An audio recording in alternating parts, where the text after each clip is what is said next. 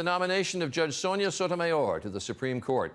As we have reported this week, she made a controversial remark in a 2001 speech about how her life experiences as a Latina woman would lead her to make better decisions from the bench than a white male. For days, the White House defended the comment, saying it needed to be seen in the context of her entire speech. But today, the White House switched course a bit. Jake Tapper is there again tonight. Jake?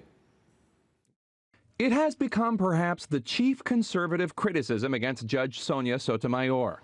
In a 2001 speech before a Latino audience at Berkeley Law School, Sotomayor said she disagreed with the notion that a wise old man and a wise old woman will reach the same conclusion in deciding cases. Said Sotomayor, "I would hope that a wise Latina woman with the richness of her experiences would more often than not reach a better conclusion than a white male who hasn't lived that life." I've not talked specifically with her about this, but I think that I think she'd say that her word choice in 2001 was poor. Since Sotomayor's nomination was announced Tuesday morning, conservatives such as former Speaker Newt Gingrich and Rush Limbaugh have said that 2001 comment was evidence of racism. Imagine a judicial nominee said, "My experience as a white man makes me better than a Latina woman," wrote Gingrich. Wouldn't they have to withdraw? New racism is no better than old racism.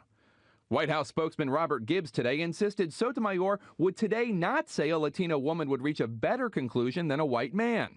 She was simply making the point that personal experiences are relevant to the process of judging.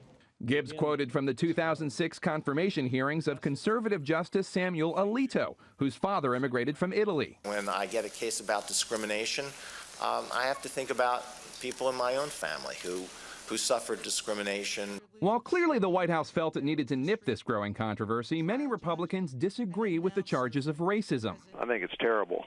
This is not the kind of tone that any of us want to set. But many conservatives remain opposed to the nomination. The bigger issue is her judicial philosophy, which is she apparently thinks that judges should decide cases based on their own personal views and prejudices and feelings and experiences.